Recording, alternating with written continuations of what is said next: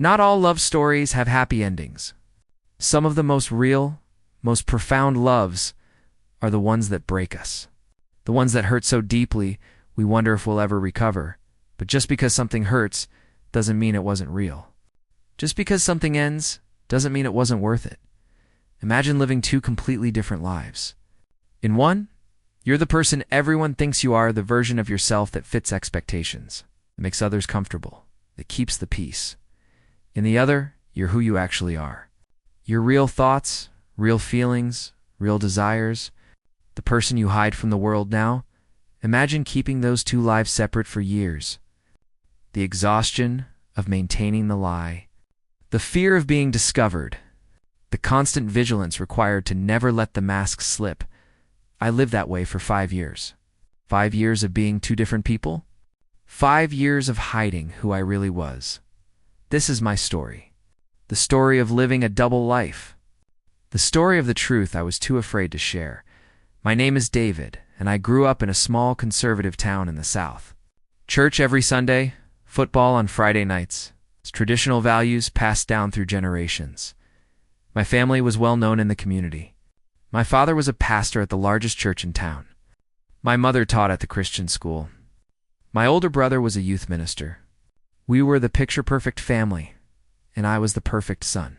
Good grades, well-behaved, involved in church activities. I played baseball, sang in the choir, volunteered with the youth group. I was everything my parents wanted me to be except for one thing. One truth that I carried inside me like a secret weight. Growing heavier every year, I was gay. I'd known since I was 13. Maybe earlier, but that's when I first had a name for what I was feeling. That's when I realized that the way I felt about other boys wasn't just admiration or friendship, and I knew, with absolute certainty, that I could never tell anyone in my world. Being gay wasn't just unacceptable. It was spoken about from the pulpit as a sin, as something broken that needed to be fixed. I'd heard my father preach about it. I'd heard the conversations at family dinners, the jokes, the disgust, so I buried it. Pushed it down so deep that sometimes I could almost forget it was there. Almost high school was a performance. Every single day, I acted the part of the straight Christian boy everyone expected me to be. I dated girls. Sarah, then Emily, then Rachel. Nice girls from church. Girls my parents approved of. I'd hold their hands, take them to dances, kiss them goodnight at their front doors, and I felt nothing. No spark, no attraction, no desire, but I pretended. Smiled through it. Told myself this was normal, that feelings would develop eventually. They never did. Meanwhile, I was hyper-aware of the boys around me.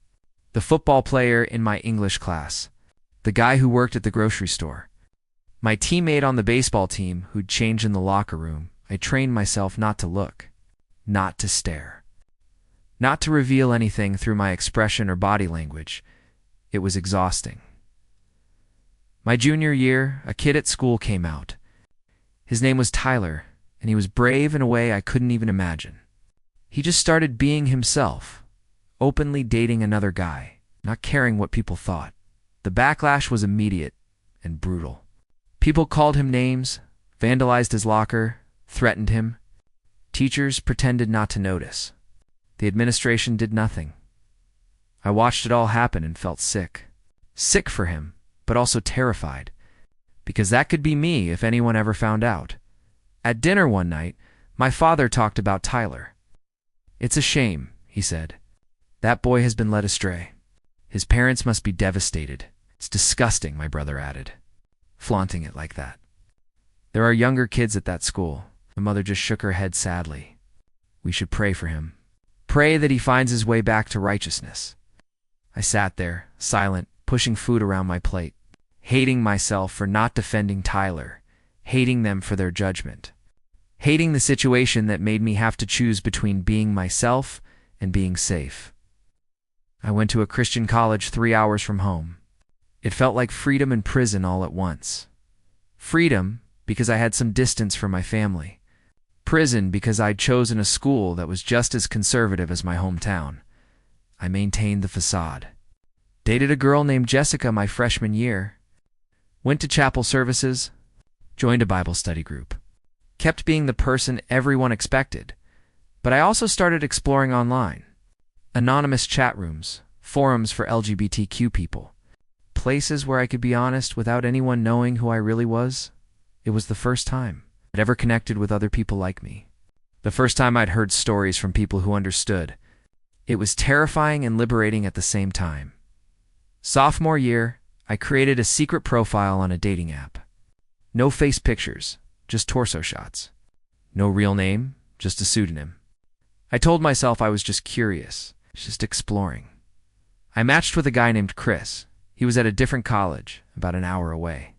We started talking, then texting, then video chatting late at night when my roommate was asleep. Chris was out. Openly gay. He lived with that freedom that I couldn't even imagine. Why don't you just come out? He asked one night during a video call. Your family will get over it eventually? You don't know my family, I said. Then come out anyway, Chris insisted.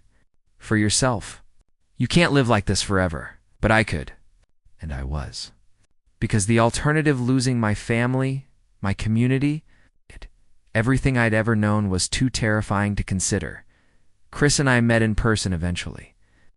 We'd drive to a city halfway between our schools, spend a few hours together, then go back to our separate lives. With Chris, I could be myself. We'd hold hands, kiss in his car, talk about a future where we could be together openly. But it always ended the same way. With me driving back to school, back to my double life, back to pretending. Senior year, I did something I still regret. I proposed to my girlfriend Anna. Anna was sweet, kind, from a good Christian family. My parents loved her. Everyone said we were perfect together. She said yes. We set a date for the following summer, after graduation. Everyone was thrilled. I was dying inside. I told myself I could do this. That I could marry Anna, have a family, live the life everyone expected. That these feelings for men would fade eventually. That this was what God wanted, what my family needed. I was lying to Anna, to my family, but most of all, to myself. The worst part was that Anna genuinely loved me.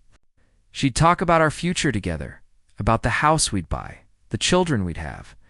She'd look at me with such affection, such trust, and I felt like a monster. One night, about 2 months before the wedding, I broke down. I was alone in my apartment, staring at the wedding invitations that had just arrived, and I couldn't breathe. I called Chris. We hadn't spoken in months. I'd cut off contact when I got engaged. Thought it would make things easier. I can't do this, I said when he answered. I can't marry her. Then don't, Chris said simply. But if I don't, I have to tell everyone why. I have to come out, and I'll lose everything. You're already losing everything, Chris said gently. You're losing yourself. Is that really better? A month before the wedding, I was helping my father prepare his Sunday sermon. We were in his office at the church, going over Bible passages. I'm proud of you, son, he said suddenly. You've grown into a fine young man, a godly man. Anna is lucky to have you. Something inside me snapped. Dad, I said, I need to tell you something. He looked up from his notes. What is it? I opened my mouth, closed it. The words were right there, desperate to come out after years of being trapped inside. I started, yes, he prompted. I chickened out. I'm just grateful for your support. With the wedding and everything? Of course, he said, smiling. That's what family is for. I left his office and threw up in the church bathroom. I couldn't do this anymore. I couldn't keep living this lie. That night, I broke up with Anna. I didn't tell her the real reason. I told her I wasn't ready for marriage, that I needed time to figure things out. She cried, asked what she'd done wrong, begged me to reconsider. It's not you, I said, which was true. It's me. I'm sorry. I'm so sorry. She deserved the truth, but I couldn't give it to her. I was still too much of a coward. My family was shocked. Disappointed, my mother cried. My father asked if I was having a crisis of faith. Something like that, I said. I graduated 2 weeks later and moved to a city 4 hours away. Told everyone I needed a fresh start. that I needed space to clear my head. Really, I was running. From my family, from my past, from the life I couldn't live anymore. But I was also running toward something. Toward the possibility of being myself. Finally, after years of hiding in the city, I started building a second life. My real life. I got an apartment in a neighborhood known for being LGBTQ friendly. I created social media accounts under my real name where I was open about being gay. I went to bars, joined groups, started dating openly. It was terrifying at first. Every time I held a guy's hand in public, I'd look around nervously, afraid someone from my past would see. Every time I posted something on social media, I'd worry that somehow my family would find it. But slowly, I relaxed into it. This version of myself felt real in a way that my old life never had. I started dating a guy named Michael. He was patient with me, understanding about the fact that I was still navigating coming out. We'd been together for 6 months when he asked the question I'd been dreading. When do I get to meet your family? Michael asked. You don't, I said. What do you mean? He asked, confused. I mean, my family doesn't know about you. About any of this. About me being gay? Michael stared at me. You're still closeted to your family? It's complicated, I said. Right. It's been 2 years since you moved here, Michael said. How long are you going to keep living this double life? I don't know, I admitted. But I did know. I was planning to keep it up indefinitely. To my family, I was still their straight son who'd had cold feet about marriage but would eventually meet a nice girl and settle down. To my friends in the city, I was just David, an openly gay guy living his life. Never the two worlds meeting. Never the truth revealed. It all came crashing down on a Tuesday in September. I was at work when my phone rang. My brother. Hey, I answered. What's up? David, is there something you need to tell us? He asked, his voice cold. My stomach dropped. What do you mean? Mom was on Facebook. She found your profile. The real one, where you're with guys. I'm stopped. My worst nightmare had come true. I can explain, I said, though I had no idea how. Can you? My brother asked. Can you explain why you've been lying to us for years? Why you're living this lifestyle? Why you've brought shame on our family? It's not shameful, I said, finding my voice. I'm gay. I've always been gay. I just couldn't tell you because I knew how you'd react. We'd react, my brother said. You mean being disappointed that our brother chose sin over his family? That he turned his back on God? I didn't choose this, I said, tears streaming down my face.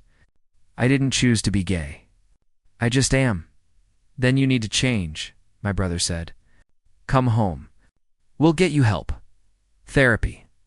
Prayer. Whatever it takes to fix this. I don't need to be fixed, I said. I'm not broken. Yes, you are, my brother said.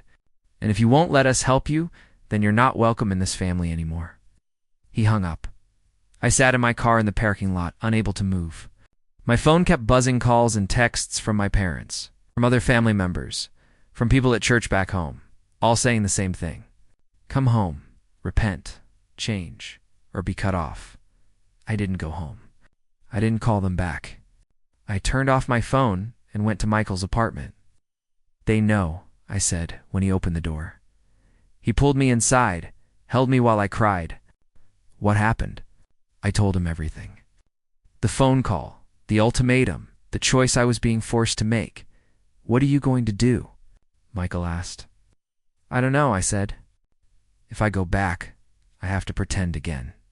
I have to go back to living a lie. But if I don't, I lose my entire family. You never really had them, Michael said gently. Not the real you. They loved a version of you that doesn't exist. He was right. But it didn't make the loss hurt any less. Over the next few days, I tried to reach out to my family, sent emails trying to explain, trying to make them understand.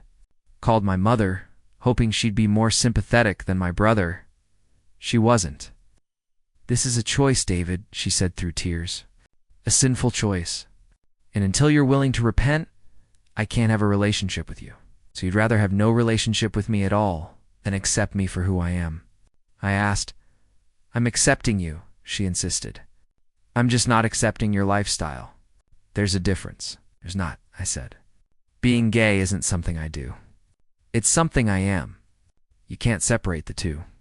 Then I've lost my son, she said, and hung up. That was 3 years ago. I haven't spoken to my family since. My parents, my brother. My extended family, they all chose their beliefs over their relationship with me. It destroyed me at first. I went through a dark period where I questioned everything.